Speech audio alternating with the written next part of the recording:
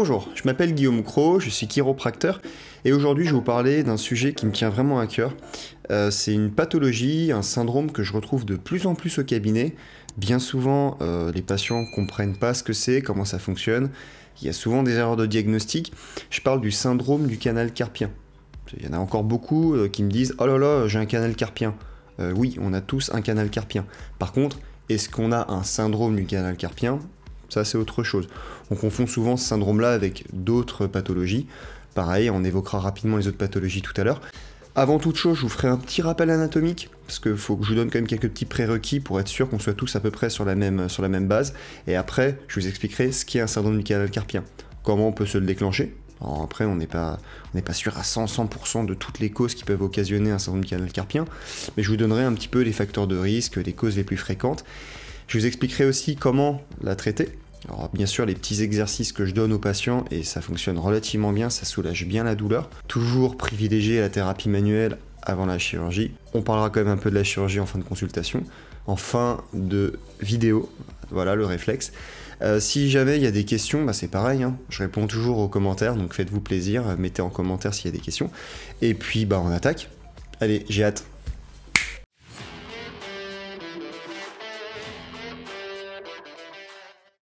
Bon, ce que vous savez pas, c'est que là, je me suis fait un petit défi. Je vais essayer de faire la vidéo en une seule prise. Pas faire 25 prises où je répète la même phrase, parce que ma phrase, je la trouve un peu bancale, etc. Je vais essayer vraiment de synthétiser.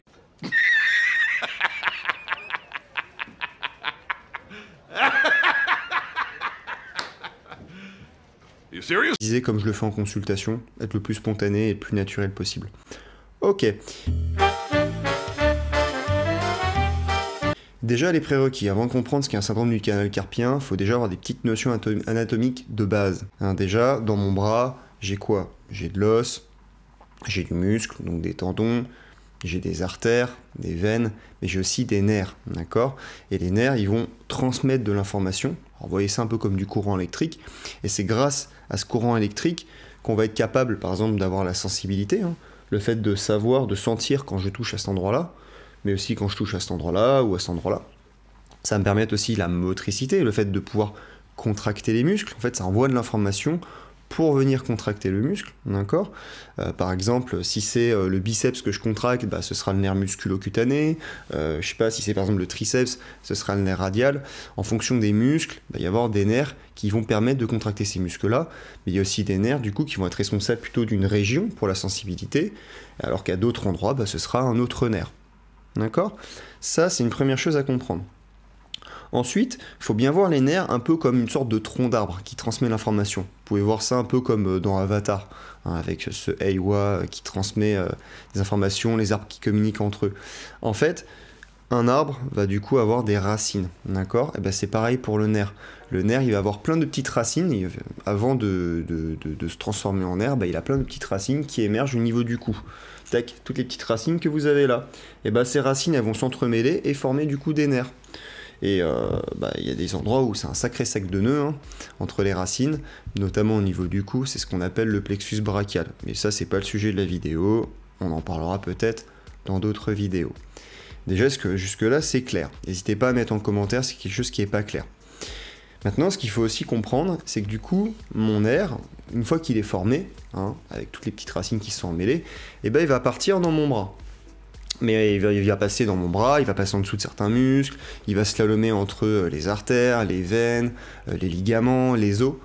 Donc forcément, il y a pas mal de petits endroits où il peut potentiellement être un peu irrité, être un peu comprimé. Vous imaginez bien que si un muscle il est gorgé de sang, il est vraiment en grosse congestion, peut-être qu'il ira comprimer un petit peu mon nerf. S'il y a un os qui vient pousser sur le nerf, il va peut-être comprimer aussi le nerf. Donc forcément, si on comprime un nerf, on va peut-être avoir des symptômes, on aura sûrement des symptômes liés juste à ce nerf-là. Je vous expliquais tout à l'heure que, par exemple, cette partie, c'est un nerf qui le gère. Cette partie, c'est plutôt un nerf qui le gère. Donc forcément, si j'ai des symptômes plutôt sur cet endroit-là que cet endroit-là, j'ai déjà une petite idée de quel est le nerf qui pose problème. Et après, le but du jeu, ce sera de savoir, en fait, à quel endroit est-ce qu'il y a le problème. Parce que vous avez beau ne pas avoir fait peut-être des études de santé, mais c'est exactement une logique, je sais pas, comme un tuyau d'arrosage. Hein, vous imaginez que y a un tuyau d'arrosage qui passe là, hein, c'est mon nerf. Si je coupe le tuyau d'arrosage ici ou que je viens le pincer, le comprimer à ce niveau-là, bah, les symptômes, je vais les avoir tout là. Si je le comprime ici, bah, je vais les avoir tout là. Et très important, si je viens comprimer ici, bah, j'aurai les symptômes que dans la main. Et ça, c'est très important de comprendre ça. Mais ça jusque-là, ça paraît logique. Parce que j'ai encore des patients qui me disent « Oh là là, j'ai un syndrome du canal carpien », et même des diagnostics faits par des médecins sans imagerie complémentaire et tout, ils disent « Oh là là, vous avez un syndrome du canal carpien », alors que les patients, en fait, ils ont une décharge électrique, mais dans tout le bras. Hein. Ça paraît logique que si c'est dans tout le bras, bah, le problème, il n'est pas là, il est plutôt là-haut. Bref, passons. Là, je pense qu'on a fini avec les rappels, on va directement attaquer. Allez, on attaque le dur. Là, c'est la partie que j'aime bien. Qu'est-ce que le syndrome du canal carpien? Je vous ai expliqué que les nerfs passent par différentes structures, par différents endroits. Et donc, il y a des endroits, chez la plupart des personnes, où il peut y avoir des compressions et où le nerf peut être un peu irrité, comprimé. Le syndrome du canal carpien, ça concerne un seul nerf. C'est ce qu'on appelle le nerf médian. Donc, c'est un nerf qui passe là dans l'épaule, dans le bras, dans l'avant-bras, jusque dans la main. D'accord? Un nerf, bien évidemment. Quand il va partir dans le bras, il va envoyer des toutes petites branches dans chacun des muscles qui va innerver. Et du coup, ça peut expliquer toute une variété de symptômes. Le nerf médian, donc c'est un nerf qui va passer notamment par pas mal de structures. Il va passer donc à côté d'un ligament, ce qu'on appelle le ligament de Strutter au niveau du coude. Ça peut être un endroit qui va créer des compressions. Il va passer sous l'arcade. Alors c'est le flexor digitorum superficialis, parce que j'ai tout appris en latin, excusez-moi. En fait, il passe sous l'arcade d'un muscle qui s'appelle le fléchisseur superficiel des doigts. Clac, il passe entre le chef du pronator teres, le muscle en fait qui permet de faire la pronation. Voilà, donc tous ces endroits-là, ces petits endroits qui peuvent créer des compressions. Et il va passer, très important, au niveau du canal carpien. Et le canal carpien, c'est quoi? En fait, c'est une sorte de petit tunnel dans lequel va passer le nerf médian. Et ce tunnel-là, en fait, il est au niveau du poignet. Ce tunnel-là, en fait, c'est un tunnel qui est constitué à la fois d'os, de tendons, de ligaments. D'accord? Donc toutes ces structures-là peuvent effectivement diminuer un petit peu la taille du tunnel. Donc forcément, si au niveau des os, les os ont tendance à comprimer le nerf, ça va créer des symptômes. Si, je sais pas, le ligament qui est à cet endroit-là a tendance à comprimer un peu le nerf, ça va créer des symptômes. Les tendons aussi. Voilà, dans l'idée, c'est ça. Et en fait, au niveau de mon poignet, contrairement à ce qu'on pense, il n'y a pas juste un os là, et après un os là, là, là, là, là. En vérité, là, on a 8 os différents, d'accord? Plein de petits os qui peuvent manquer de mobilité au niveau des articulations qu'on a à cet endroit-là, qui peuvent un petit peu s'affaisser. Au niveau du poignet, on a ce qu'on appelle une arche, d'accord? Une arche, une belle arche comme ça, un peu comme un pont, et c'est en dessous de ce pont que passe le nerf. Donc forcément, si le pont a tendance à s'effondrer, ça va venir comprimer un petit peu le nerf. Et c'est exactement ça, en fait, le syndrome du canal carpien. Ça va correspondre à une compression du nerf médian au niveau du canal carpien. Et du coup, on aura des symptômes bien particuliers. C'est les symptômes typiques, engourdissement dans les 3 premiers doigts de la main, avoir l'impression d'avoir un peu moins de force, parce que le nerf médian, il est responsable des gestes fins de la main, comme par exemple prendre un stylo, ou faire ses lacets. Donc, on a par exemple ça. Ce que j'ai pas expliqué tout à l'heure et qui est intéressant, c'est que un nerf, si je le comprime un petit peu, je parle des nerfs qui font à la fois la sensibilité, mais aussi la motricité. Si le nerf, je le comprime un tout petit peu, sur le moment, ça va rien faire. Si je le comprime un peu plus, et un peu plus longtemps, je vais avoir des petits engourdissements, des picotements, des fourmillements, ce qu'on appelle des paresthésies. Sur son trajet, sur les zones qui l'innervent, ça vous avez compris. Si je le comprime encore plus fort, ça sera plus des picotements, ça va être des douleurs. Des douleurs type décharge électrique, comme des sciatiques, parce que les sciatiques, c'est dans les jambes, d'accord? Si je le comprime encore plus fort, je vais avoir une petite perte de force musculaire. Forcément, il y a moins d'informations nerveuses qui arrivent dans mes muscles, donc les muscles vont moins bien se contracter. Et dans les cas les plus extrêmes, si on comprime vraiment très longtemps un nerf sur plusieurs mois, le muscle il a tellement plus l'habitude de se contracter, en fait il va fondre, on va perdre la masse musculaire, et c'est ce qu'on appelle une amyotrophie. Voilà, c'est pas mal de termes un petit peu complexes, mais voyez ça un peu comme un bodybuilder qui arrête de faire du sport du jour au lendemain, forcément il va fondre, il va moins solliciter ses muscles et ses muscles vont fondre. Voilà. Ça c'est une chose. Ce qu'il faut comprendre, c'est que dans le syndrome du canal carpien, il y a un facteur qui arrive assez fréquemment, c'est le côté je me réveille la nuit, par justement cet engourdissement dans mes 3 premiers doigts. Parfois ça a tendance à irradier un tout petit peu à ce niveau-là, et du coup le premier réflexe c'est oh j'ai envie de lever le bras et de le secouer, et en le secouant la nuit en fait ça me soulage. Ça c'est les réveils nocturnes causés par le syndrome du canal carpien, c'est un truc qui est vraiment très fréquent, d'accord. Faut pas confondre le syndrome du canal carpien avec tout ce qui est arthrose au niveau du pouce, hein, ce qu'on appelle la rhizarthrose, ou tout ce qui est tendinite à ce niveau-là, où là on a des douleurs quand on vient serrer, hein, je parle pas de ça. C'est vraiment différent, là on parle vraiment de fourmillement, d'engourdissement, un peu comme ce qu'on a comme sensation quand par exemple on se cogne le coude. Vous savez, c'est peut-être déjà arrivé, hein, quand on se cogne le coude, je sais pas, dans un angle de mur, on a des décharges dans les 2 derniers doigts. Et bah quand on donne ce coup au niveau du coude, là c'est le nerf ulnaire. Aujourd'hui, pas de bol, c'est le nerf médian. Est-ce que jusque-là, c'est clair? Normalement, je vais mettre plein de petites images pour vraiment illustrer ce que je dis. Il y a une chose que j'ai pas abordée, c'est les facteurs de risque. Comment se déclenchent en fait? On s'est rendu compte que par exemple, l'hypothyroïdie, ça pouvait occasionner ça, la ménopause, la grossesse aussi, par exemple, le diabète. Donc forcément, quand on est face à un patient qui a un syndrome du canal carpien, bah, on va peut-être aussi chercher l'hypothyroïdie, chercher du diabète, ou bah, en fait ces facteurs-là, qui en général vont de pair avec un syndrome du canal carpien. Dans la vie de tous les jours, en fait, on peut se déclencher un syndrome du canal carpien en travaillant fréquemment derrière un ordinateur. Parce qu'en fait, on va toujours se mettre avec les poignets en extension. Donc en fait, quand on se met en extension, on vient étirer le nerf à ce niveau-là. Donc vous imaginez bien que si déjà, l'arche formée par les os au niveau du poignet a tendance déjà à s'affaisser, en faisant ça, ça vient encore plus étirer le nerf et créer des douleurs. D'accord ? Ceci pour ça que par exemple, sur les claviers, il existe des sortes de petits supports en mousse pour garder le poignet dans l'axe et éviter que le poignet soit comme ça. D'accord. On retrouve aussi ça en fait sur les souris, hein. On n'a pas des souris qui sont comme ça, mais on a des souris plus ergonomiques, on se met dans cette position-là. Pareil, c'est beaucoup mieux. Qu'est-ce qu'il y a d'autre? Oui, tout ce qui est sport, hein, sport de VTT, motocross, on est toujours comme ça, etc. En plus avec des vibrations, ça les nerfs ils aiment pas trop. Et c'est pareil, ça peut occasionner ces douleurs-là. Voilà, ça c'est une chose. Il y a un examen de choix pour vraiment valider s'il y a un syndrome du canal carpien ou pas, c'est ce qu'on appelle l'électromyogramme, l'EMG. Pour faire simple, c'est un peu comme si on mettait 2 électrodes dans une prise pour vérifier si le courant électrique passe bien. Faites pas ça chez vous, hein. Il y a des outils particuliers pour ça. Mais dans l'idée c'est ça, on va évaluer à quel point la transmission nerveuse se fait de manière fluide. D'accord ?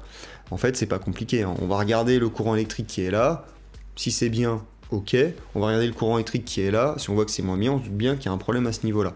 Voilà. C'est aussi bête que ça. Et en général, l'EMG permet vraiment de confirmer un syndrome du canal carpien. Mais normalement, avec déjà tous les symptômes assez précis du canal carpien, on est déjà plus ou moins fixé. Ça, c'était un point que je voulais aborder. Pour les plus férus de sciences, pour les plus férus d'anatomie, je vais vous donner un tout petit truc, une toute petite information. Donc pour les autres, vous pouvez swiper cette partie-là. En fait, le nerf médian, avant de rentrer dans le canal carpien, il va créer une toute petite branche qui, elle, va pas passer par le canal carpien. Elle passe au-delà du canal carpien et elle va en fait être responsable de la région de la sensibilité au niveau de cette petite zone qu'on appelle le ténard. D'accord ? Cette zone-là. Mais elle passe pas par le canal carpien. Ça veut dire quoi ? Ça veut dire que si vous avez tous ces symptômes-là, etc., mais qu'en plus de ça, vous avez une petite perte de sensibilité au niveau du ténard, ça veut peut-être dire que le problème, il n'est pas au niveau du canal carpien, mais il est plus haut. Parce que forcément, du coup, là, ça impacte en fait, une petite branche qui passe pas par le canal carpien, qui sort avant le canal carpien. Vous voyez un peu l'idée ? C'est pas forcément évident, hein. C'est ce qu'on appelle le rameau palmaire du nerf médian. Voilà. Bon, je vous donne beaucoup d'informations, hein, j'adore ça. Bien évidemment, ce que j'ai pas dit aussi, c'est que le nerf médian, il va venir innerver un muscle qui est à ce niveau-là. Hein. C'est ce qu'on appelle l'ABD pollicis brevis. C'est un muscle qui permet de faire ce mouvement-là, okay, et qui est situé ici. Donc forcément, quand il y a une compression qui date depuis très longtemps au niveau du canal carpien, en fait, on va avoir une fonte de cet espace-là. Le muscle, il va vraiment devenir, il va diminuer et limite disparaître. Et en fait, on va avoir une main. Alors, j'essaie de trouver une photo. On dit une main de singe. Où en fait, le pouce, vous voyez bien qu'il n'est pas dans le même plan que les autres doigts. Et le pouce va être à peu près dans le même plan que les autres doigts. Voilà. Et ça, c'est des choses vraiment, c'est dans des cas où il y a une errance médicale, où il y a des déserts médicaux, et effectivement, les patients ont très rarement consulté un médecin, parce que sinon, c'est dépisté bien avant. Voilà. Les informations tombent un peu au compte-gouttes, hein, j'essaie de le faire de manière spontanée, c'est un test. Bon, allez, on se réveille un peu, là on passe à la partie la plus intéressante, le traitement. Comment est-ce qu'on traite ça? Bah, ça paraît logique en fait. C'est en diminuant la compression sur le nerf médian. Et on a vu qu'il y a plein de choses qui pouvaient comprimer le nerf médian. Les os à ce niveau-là, les os du carpe, il faut qu'il y ait une bonne mobilité au niveau du poignet. Donc forcément, on peut travailler la mobilité du poignet. Moi, c'est ce que je fais en consultation. On fait des ajustements à ce niveau-là. On peut aider à redonner en fait cette courbe, cette arche, voilà, cette arche au niveau du poignet, ce pont quelque part, pour que le nerf puisse passer tranquillement. Après, peut-être, c'est aussi peut-être créé par des adhérences, hein, du tissu un peu fibreux, suite à des anciennes plaies qu'on a à ce niveau-là. Donc on peut péter les adhérences en faisant du massage. On peut venir étirer le ligament qu'on a ici, ce qu'on appelle le ligament transverse du carpe. Pareil, qu'est-ce qu'on peut faire d'autre? Oui, on peut aussi faire un travail musculaire, redonner de la souplesse au niveau des tendons. Alors pareil, j'ai pas envie de vous noyer dans l'anatomie, mais à ce niveau-là, en fait, le nerf médian, il passe entre deux tendons. Il y a un tendon ici, c'est flexor carpi radialis, le muscle qui permet de faire clac, ça, d'accord? Et le muscle ici, c'est le tendon du flexor digitorum superficialis, fléchisseur superficiel des doigts. Voilà. À chaque fois, je suis obligé de traduire, désolé. Donc forcément, on peut travailler là-dessus. On peut aussi faire ce qu'on appelle de la neurodynamique. Ceux qui ont vu ma vidéo sur tout ce qui est sciatique, ils connaissent déjà un peu le principe. L'idée, en fait, ça va être de faire des mouvements pour faire coulisser le nerf correctement et péter un peu toutes les adhérences qui peuvent, tout ce qui peut venir coller le nerf, en fait, pour vraiment lui redonner du mouvement. Et ça, c'est des exercices que je vais vous donner tout à l'heure. Voilà. Il y a tout ça qu'on peut venir faire. Donc il y a des choses que vous pouvez faire tout seul, et il y a des choses que malheureusement vous ne pouvez pas faire tout seul. Ce que vous pouvez faire seul, c'est ce qu'on appelle un mouvement de pompage. Alors là, c'est là où il faut déjà bien essayer de comprendre. Je vous ai expliqué que le but du jeu, c'était de recréer un peu cette arche au niveau des os. Donc vous imaginez qu'en fait, à cet endroit-là, côté de ma paume de la main, c'est un peu l'endroit où il y a le trou, c'est en fait le dessous du pont. Donc ce qu'on peut venir faire, c'est venir, je vous montre, mettre la main, son autre main, autour de son poignet, venir enserrer toute cette partie-là, et je vais venir essayer de serrer, d'accord? Comme si je voulais presser les deux extrémités du pont pour le rebomber un petit peu, d'accord? Je viens me mettre comme ça, hop, et je viens complètement appuyer. Et je fais des petites pressions successives comme ça. Je vais sentir en fait que ça vient recreuser un petit peu mon poignet et que ça redonne cette forme d'arche. C'est ce qu'on appelle un mouvement de pompage. Et ça, c'est terriblement efficace. Ça marche vraiment super bien. En tout cas, moi, sur les patients que j'ai eus, ça a fonctionné très bien. Ça, c'est un des trucs qu'on peut faire, que vous pouvez faire. Il y a un autre exercice aussi qui peut être intéressant, c'est la neurodynamique. C'est ce qu'on appelle du flossing. C'est le fait de faire coulisser le nerf pour péter un peu des adhérences. Et là, c'est tout bête. Je ne vais pas vous donner du flossing, de la neurodynamique archi compliqué. Hein. On va juste se mettre comme ça. Alors là, c'est le moment où je réfléchis. Je suis comme ça. Tac, tac, tac. Je penche la tête d'un côté et de l'autre. Il faut bien que ce soit dans ce sens-là, par contre. Hop. Et là, en fait, en faisant ça, je viens faire coulisser le nerf. Et notamment à ce niveau-là. Voilà. Donc ça va péter les adhérences et redonner du mouvement au niveau du nerf. Donc déjà, ces deux exercices-là, ça peut être super bien. Alors on peut, dans les cas vraiment les plus extrêmes, il y a tout ce qui est injection de corticoïdes pour limiter un peu l'inflammation, mais ça encore une fois ça calme un peu la douleur. L'inflammation ça va pas vraiment solutionner la cause du problème. On peut avoir dans les cas les plus extrêmes les opérations, où là vraiment ils vont juste poncer, et essayer de recreuser et redonner de l'espace pour le nerf. Donc ça fonctionne aussi bien. Après, attention, quand on fait de la chirurgie, il y a toujours une notion de balance, il y a toujours une balance bénéfice-risque en fait. On va pas faire la chirurgie en première intention. Essayez déjà la thérapie manuelle, s'il vous plaît, et si ça fonctionne, tant mieux.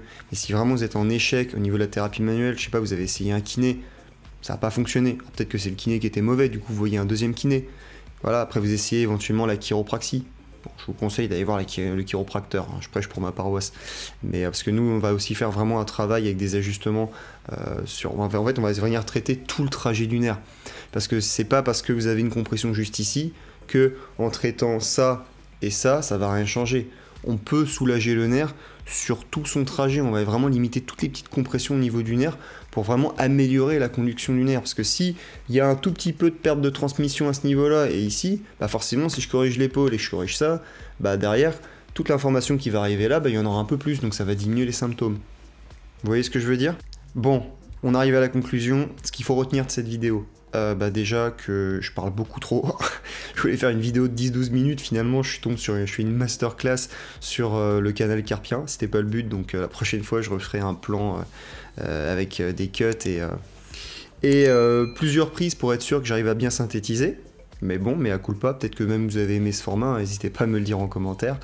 Ce qu'il faut retenir aussi, c'est que c'est pas grave le syndrome du canal carpien, d'accord? C'est quelque chose qui normalement se traite bien quand le diagnostic est bien posé.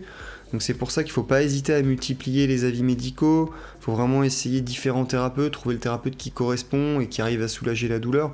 Hein. Peut-être que vous allez tester la chiro, peut-être même que je sais pas, peut-être qu'en chiro, il y aura un problème de diagnostic, le chiro fera mal le diagnostic, il se fera avoir, du coup le traitement ne sera pas adéquat, et essayez de la kiné. Essayez éventuellement, voyez un médecin généraliste pour faire un EMG, faire des examens complémentaires. Vraiment, le but du jeu, c'est d'avoir le diagnostic de posé. À partir de là, dès qu'on a un diagnostic de posé, il y a des exercices, il y a toute une panoplie de traitements qui fonctionnent bien. Je vous ai donné 2 exercices que je donne à mes patients, ça fonctionne super bien. Faites ces 2 exercices-là. Si déjà, rien qu'avec ces 2 exos-là, ça vous soulage, déjà, c'est qu'il y a de fortes chances que c'était du syndrome du canal carpien. Et puis peut-être que juste avec ces 2 exercices-là, pendant un certain temps, ça solutionnera en fait vos problèmes et vos douleurs. Voilà.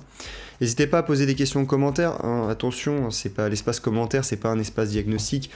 Sans examen clinique, je peux pas diagnostiquer comme ça à vue de nez, juste avec les quelques infos que vous pouvez donner. Par contre, s'il y a des questions constructives sur ce que j'ai dit, ou des idées pour améliorer mes vidéos, je suis preneur.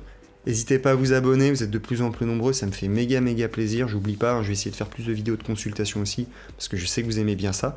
Et puis on se retrouve très vite pour une prochaine vidéo. Merci et au revoir.